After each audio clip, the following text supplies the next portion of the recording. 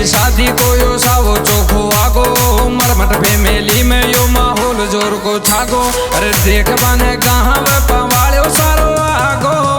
होवे नाच बागो मन घर का को रे डीजे वाला गानो लगा रे शादी को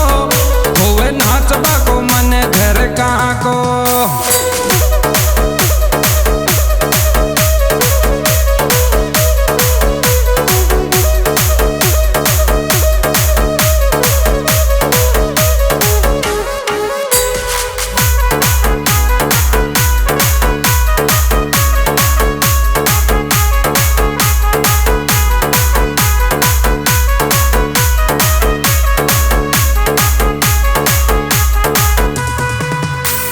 सुमन और राजेश की या जोड़ी प्यारी लागे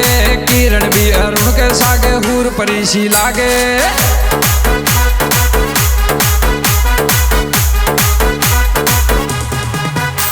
हाँ सुमन और राजेश की या जोड़ी प्यारी लागे